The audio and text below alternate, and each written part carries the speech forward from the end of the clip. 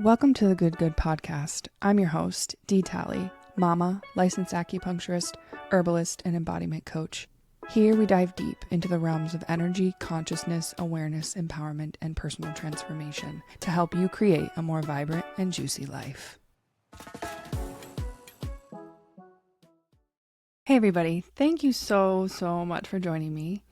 This is the Good Good Podcast, and I am Dee Talley. Today's episode, we are going to be talking about specifically healing, but more so, how do you get out of your own way in order to help yourself when you're on a healing journey? And I just want to say, I like to keep these podcasts bite-sized. I want it to be accessible, so I'm going to keep it around, probably no more than 30 minutes ever. But anyway, I don't know why I thought that's important to say, but here we are.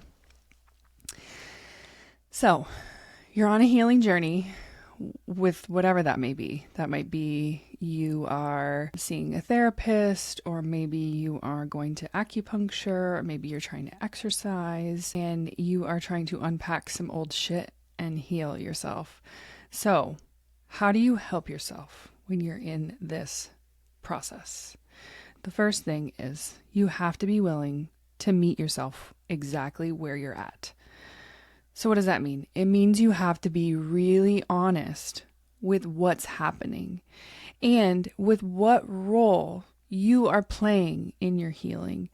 And now, the important thing to say here is with neutrality. So you should do that with neutrality. What is neutrality?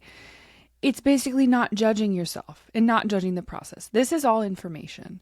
So you need to be willing to meet yourself where you're at and be really honest with what's going on with a neutral mindset, without judgment, with just saying, hey, here's the information. Judging ourselves just makes it so much more convoluted.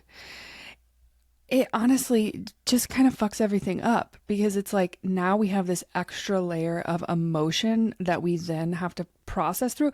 It gets boggy. You feel me? It's like it could be a lot more streamlined if we just were nice to ourselves and just were taking it as it's information and nothing more than just information. That's what I always like to say. It's just information. So, being extremely objective and not judging yourself will be very helpful. Next, be willing to parent yourself. So I think in the Western world, we have this idea that self-care should feel good all the time. And I'm here to tell you that that's not actually the case. Self-care a lot of times doesn't actually feel great. I think viewing it like it should feel good is extremely surface level. It's like a surface level dopamine hit, i.e. eating donuts in the bathtub. Not quite self-care. That might feel good in the moment. So how do you detect all the things that might feel good in the moment but aren't actually helping you in the long run? Examples of self-care that doesn't feel very good are things like eating your vegetables when you want to slam down a sleeve of Oreos. And it's like getting up to move your ass when you actually really just want to sit and binge watch something on Netflix. So as parents, we make children eat their vegetables. We make them wear helmets. We make them do things for their good, for the greater good, for safety, for their wellness. But sometimes we have ideas that healing and self-care are going to feel really good. And they don't. A lot of times they don't, truly. And that's especially true for in the beginning. And just pause and aside. In acupuncture, let's be specific. So I'm a licensed acupuncturist, right? So I treat one-on-one patient care. Sometimes, for some people, and this is not true for everybody, just like anything that I'm saying is not going to be true for everybody. And I feel like I'm doing an aside to another aside. We are fed so much shit about health information. This is good. That is good. Do this. Mouth tape. Coffee's bad. No, coffee's good. And it's like, really, what's important is just noticing what helps you and being really specific. Okay, coffee makes my system feel jittery, feel unwell. Okay, maybe coffee isn't for me. Are there body types in which coffee is really fucking great for? Yeah, sure. So that is the first thing. But what I was saying before, okay, aside, back to it. When shit that is stuck starts to move and it's been stuck for a long time, or if the body's defenses and the body's chi and blood mechanisms, like all of your substances, are extremely deficient, acupuncture sometimes doesn't feel very good. There's a process that's like, it's like we're poking your body, right? Like literally, but we're figuratively kind of poking at you to say, hey, wake up, function correctly. So that is what we're doing in acupuncture. And for a long time, and especially if shit is going awry, when those corrections begin to be made, it doesn't feel so good at first. There's a little like what the fuck moment happening, you know? So self-care, healing, even therapy, like therapy is amazing, right? Therapy is fucking life-changing. But does it feel good to have a mirror basically mirroring back to you all of your bullshit? Like, no, it doesn't feel good. Is it for your greater good? Abso-fucking-lutely. Is it worth it? Of course it is, right? So, self-care, healing, that shit don't always feel good. And it shouldn't, right? Like, it shouldn't necessarily feel good. But we are on the path towards it feeling good. And just know that, like everything, the only one constant here in life is change. And so, even when you are in it, and it sucks, and it's terrible, you know, it's going to change. It's going to change, and it's going to change for the better. And oftentimes that's kind of incremental in acupuncture. So if you come in and things don't feel quite right, that usually gets better and better and better as you go. The third is you must be willing to surrender to the possibilities. So you got to kind of give up control. There's no immediate way to control every outcome. And so it's this trust that what's for me is exactly right for me. And it's often better than you could ever imagine. So it's this idea of, if you're an expert, there are no open possibilities. But with a beginner's mind, you have every option. You have every possibility. And so maybe the healing won't be the picture that you thought you'd be painting. And that's okay. That's okay. That's just part of your process. So when we have expectations of what we think it's going to be, it can go awry because it's like, that's just not life. We have to be willing to surrender our control, and just with the understanding and with the mindset that we will heal and that we will grow. Next, practicing being in your own body can really help you to heal. What does that mean? It means that we are conditioned, many of us from young ages, to trust everything and anything else but the innate signals that are coming from our bodies. And to be honest, it's sad. It's actually really, really sad. Because in that way, when we start to get further and further away from our own bodies, we can't hear the whisper until we hear the scream. You know, like you can't pick up on little minute important changes happening to your body until a fucking tsunami blows you over. So if we can practice being in our own bodies, we can really help our healing. So what does that mean? Okay, when I first started doing this work, I literally, I'm laughing because it's funny to think back on. I hated being in my body. Hated it. I was so fucking uncomfortable in my body. So uncomfortable.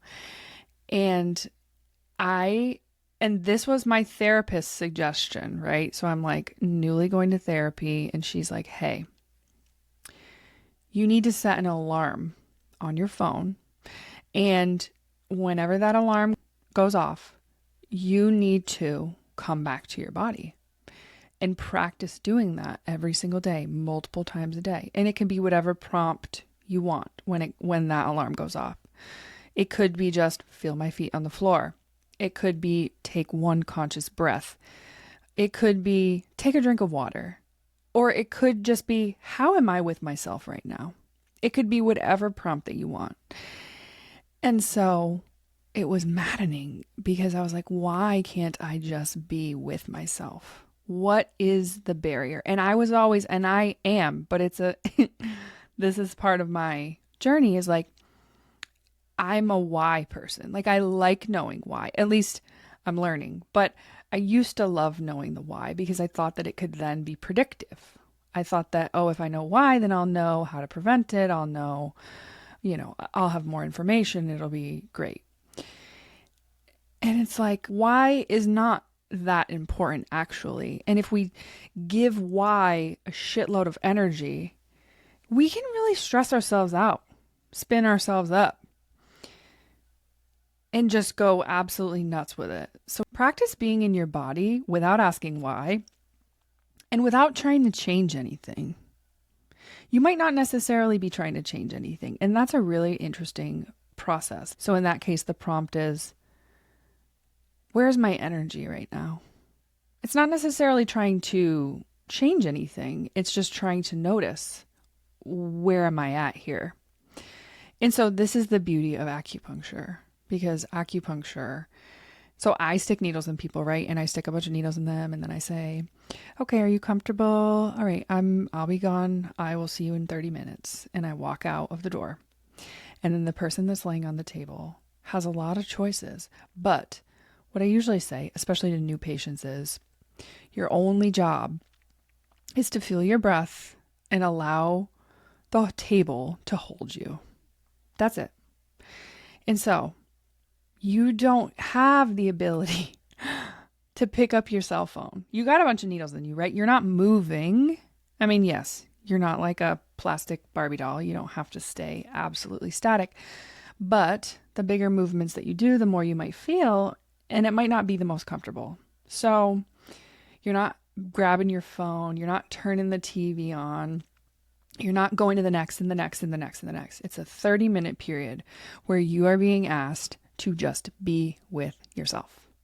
So that is number one practice. Practice being in your body. But acupuncture also is useful to correct many of the imbalances in the body.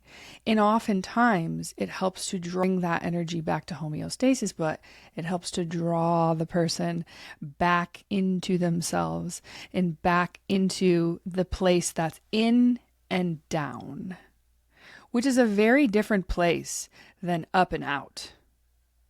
Up and out is very much cerebral, in your head, spinning, frenetic type of energy.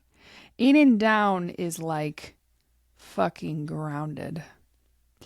In and down is, I am here, look at me take up space. Fuck, I love in and down. Damn. Woo, woo, woo. I just got the truth bumps. Whew. So it helps to draw the person back to yourself. By the way, you don't need acupuncture to draw yourself back in and down. You can practice on your own drawing yourself back into your body. And it's with what I'm saying to you, which is practicing feeling your body. So when the alarm goes off, You are feeling your feet. You're coming back to your senses. You're being here now. And you are surrendering and you're being here to this moment without trying to change anything. You're just noticing. You're just being in your body. Oof. The next one is if we can recognize that we are often the ones who limit our own selves. This can help us. And so, why do we limit ourselves? Our brains are trying to protect us. That is what the comfort zone is. You're not satisfied in the comfort zone. You're just comfortable. Your brain's like, you're safe. You're safe. You're good. It's about protection. It could also be about the voices that are in our heads. And could that be not our voice? What an interesting statement. So programming, right? This really young thing that happens to us. And so there are things we can do when we notice limiting thoughts. The first one that I like to do is say, whose voice is this? Is it my voice? And it's fascinating. Oftentimes, it's not my voice. Because as a full-grown adult, the person running the program oftentimes could be very young, very, very, very young.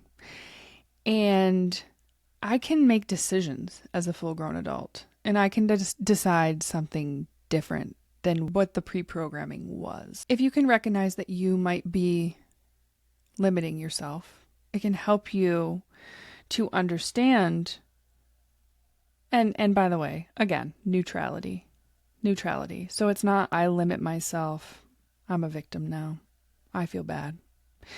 This is making that shift from victim to survivor. No, you survived that. And now we're going to blow the fucking lid off of this thing and be absolutely fucking limitless. Limitless. Because if you can dream it, that reality can exist. Right? So I realize that this is five tips, and I've already gone through 1, 2, 3, 4, 5. But there's one more thing that I want to mention. I can always tell who is going to heal more quickly in practice. So like new patient, I see a new patient, they go away, they come back. And here's how. If you come in and sit down and you start telling me all the things that are going right, I'm like, okay. So it gives me a little snippet, a little snapshot into your brain. And if you're leading with everything going right, then I can tell, because our brains, who are filtering millions and millions of information at a time, what we put our focus on then amplifies. So if you come in telling me positive things, I know you've been noticing positive things. And the more that your attention is going on those positive changes, the more that your brain's filtration system is going to show you more of those positive things. And so if you sit down and you come in and you're like, this is bad, this is bad, this is bad, this is bad, this is bad, oftentimes I usually say, well, what's going right? Because it can show you a little bit more about your neural networks and how your brain might be programmed to pick out negative. And so therefore, if you focus on negative, your brain will show you more negative. It wants to prove you right. Your brain wants to prove you right. It wants to show you, oh, okay, this is what you thought. Yeah, you were right. That's what you thought. This is another example, and this isn't specific to healing. I was in the parking lot of Hannaford's one day, and I was walking towards the front of the building. And there was a man who was standing by a van, and there was a woman in the car.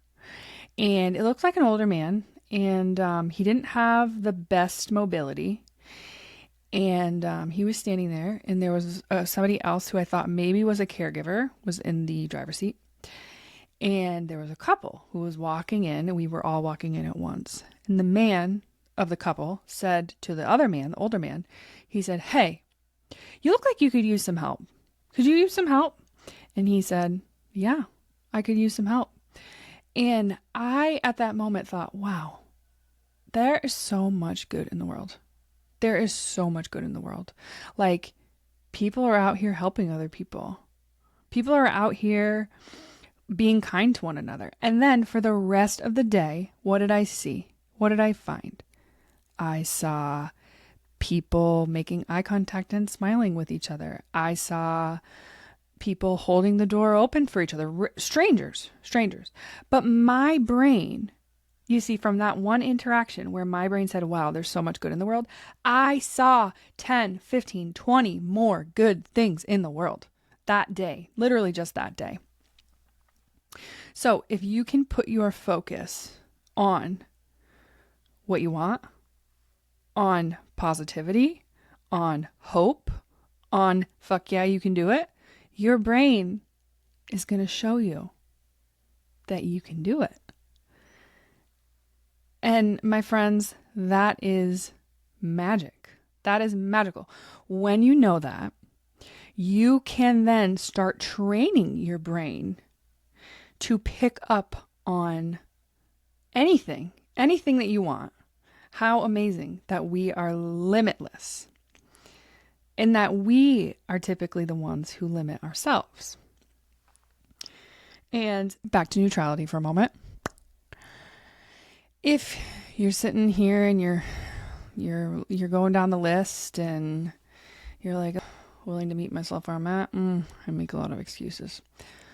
Willing to parent myself, well, I don't like parenting myself. I don't want to parent myself. I don't parent myself. Oh, surrender? No, I control everything. I don't want to practice being my body. No, I want to avoid my body.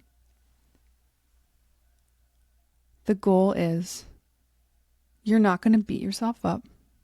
No, you're not. You're not going to say, oh, fuck, I can't heal then. That she's telling me I can't heal. Nope. You're not going to do any of those things. What you're going to do is you're going to put your hand on your own heart or your shoulder and you're going to say, I see you. That's it. You're not going to feel bad about yourself. You're just going to take that as information. It's just information. You are a neutral party. You have the ability to zoom out and see with a clear mind the big picture, which is it's neutral. If you start saying, damn, I feel really called out, I'm not going to heal, this really sucks, that isn't the point. The point is to be nice to yourself, actually. Because why? If you start being nice to yourself, you're going to start seeing more nice shit. You're going to start valuing yourself. See, it's a landslide. The way that you act is going to amplify. And we all have the ability to change our brains.